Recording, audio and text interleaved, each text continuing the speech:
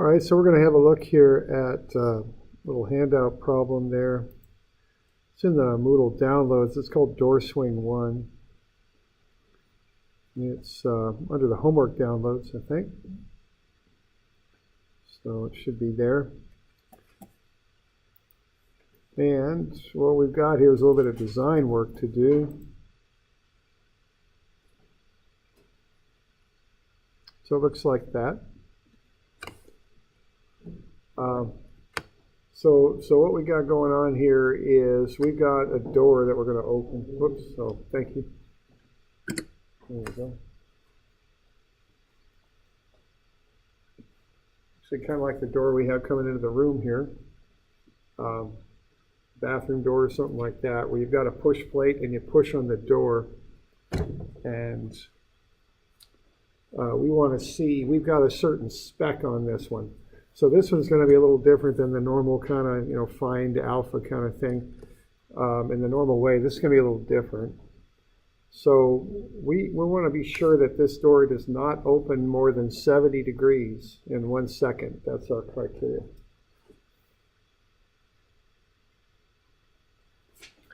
So this is the limit, 70 degrees in 1 second max.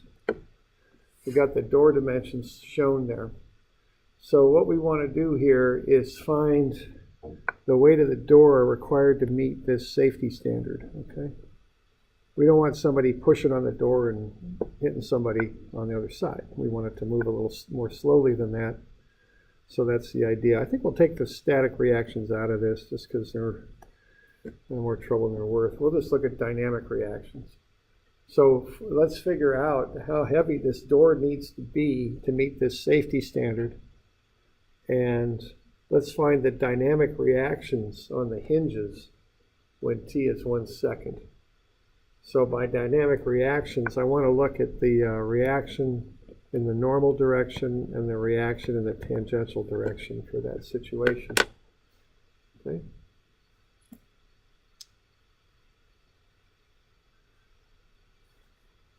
So there's the dimensions on the door, 4 feet by 7 feet, 3.5 feet to the push plate. All right. Let's see.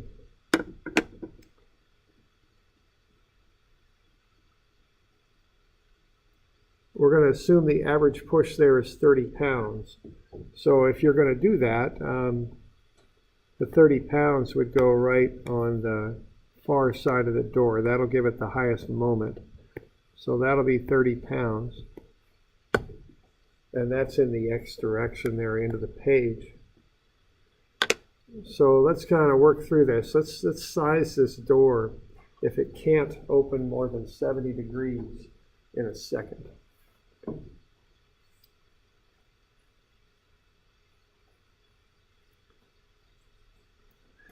And I think I'll pause the recording on this periodically, just for those of you online. So let's see. Why don't you start off by figuring out alpha? Now you're going to do alpha maybe a little differently on this one. Have a look at the basic requirements, the 70 degrees in a second. See if you can get to alpha when you look at that, okay? And start by finding alpha. And look at the requirements on the door, how far it can open in what amount of time.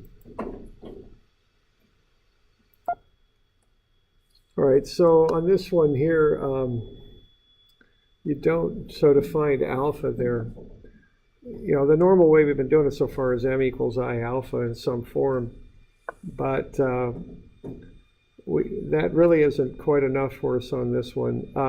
Because really we got to find the weight, and the weight's going to work its way into I, so you can't really use m equals I alpha to find alpha, so you have to go at it a little bit differently. So you want to look at the angle there. The final angle is 70 degrees and the time is 1 second. So if you have that, you should be able to work into that by using theta is theta 0 plus omega 0 t plus 1/2 alpha constant t squared. And based on that, you ought to be able to work your way into alpha, okay? And you can run the numbers on that, and what you ought to come up with there is 2.44 radians per second squared when you do it. You all okay with that? Okay. So that's step number one. Okay. All right, now your goal here is to find I. So at some point we are going to work through sum of m equals I alpha, but you got to do one little thing here first, okay?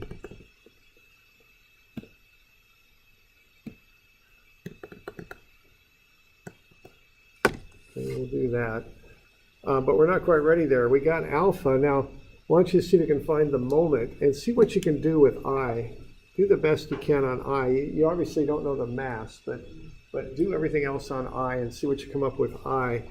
And see if you come up with the moment, and figure out kind of how you're going to approach this. What are you going to take moments about, and all that sort of thing. Okay, so that'd be the next little thing to look at here.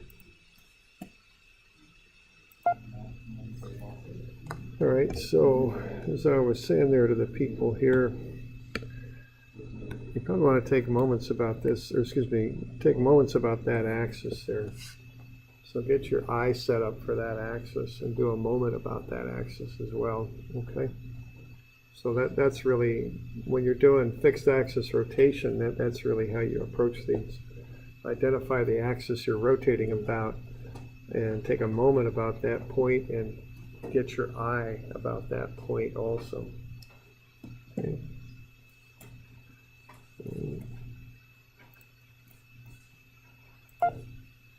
Yeah, be careful on the moment of inertia because you want, you've got a plate.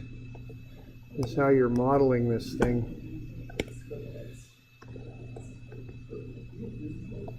Like so.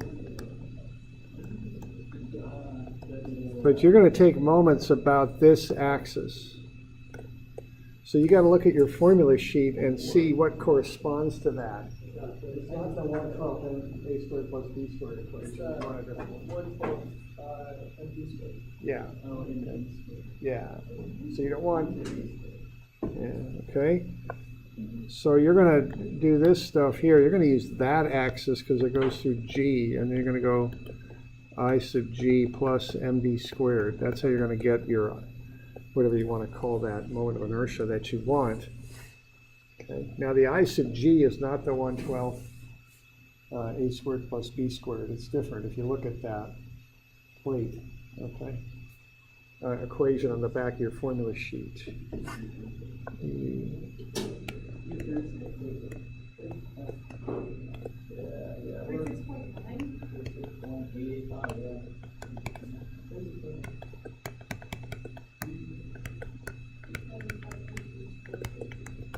Okay, it's not equal to that, okay?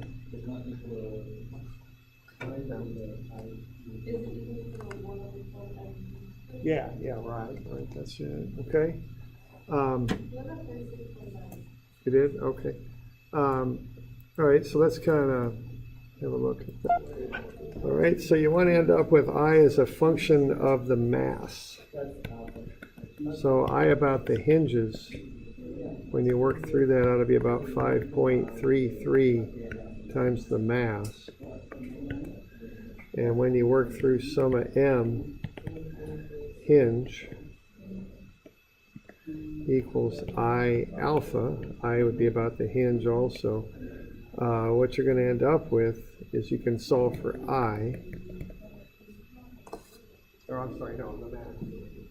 9.21. So the only unknown you're going to have when you run that equation is the mass. And that's going to be 9.21 slugs.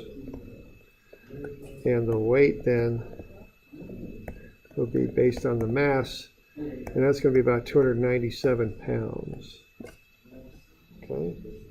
So there we go. So that'll get you that far. Now the next thing to do is to find just the dynamic reactions.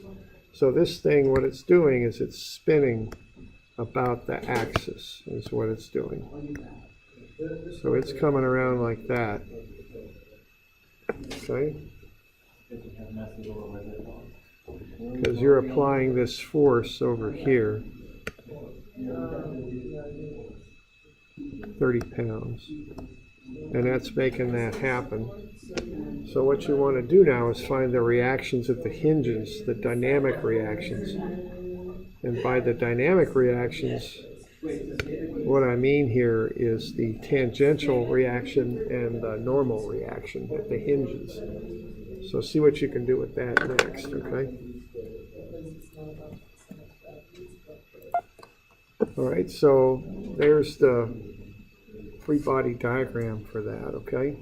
For finding those, what I call dynamic reactions. So the tangential reactions and the normal reactions, T and N. All right, so that's what we're setting up. We got to consider alpha and omega when we do this, because we're doing dynamic reactions. So remember that you're going to have the F equals MA in the normal direction and F equals MA in the tangential direction. Yeah, the weight comes out pretty large as I head down there. It's like 297 pounds. People are commenting on how large that is, but we're not doing any hydraulic cylinder on the door to dampen it, so that's why it's so big. All right. So, all right, so there's a free body diagram to find those hinge reactions. We call them dynamic hinge reactions. There are, this gets a little complicated, obviously, as you can see from this sketch. There's also the weight that acts on here. Man, I hate to throw that in there because it's one more thing, but it's right there. But it's not really going to affect what I call the dynamic reactions. It has affected them by affecting alpha, which affects the whole tangential reactions there. But we don't really need to worry about the weight in this analysis because we're going to be looking at the X and Y directions, not the Z for these dynamic reactions. Okay. So let's just stick with the ones that are caused by dynamics. And actually, a couple things here before you go. First thing is on this one, it's almost easier to look at it this way. Look at it from the top down. That's almost an easier way to look at this. And then you got alpha doing that. You got omega doing this. You've got the tangential acceleration. You got the normal acceleration. So this is almost, and then you got the force, the 30 pounds. And then you got the reactions. So this is almost an easier way to look at this. When you're doing this, it'd be to look at it like that, from the top down. Now the other thing is just a couple little notes. So that's probably a better or easier way to look at it. The other thing is a couple little notes on the homework. While I'm thinking about it, that 351 looks something like that. You got a block dragging a spool. So that's what 351 looks like in kind of a more, 3D kind of sense. 353 does have a spool. Now a spool looks something like that. You've got a smaller inner cylinder there with two larger outer cylinders on it. So it rolls on the outer cylinder and a rope's wrapped around the inner cylinder. Okay, so we're assuming that the no slipping happens here, which is kind of a little weird, so we'll have to look at that a little bit. Okay. So that's how we'll look at that.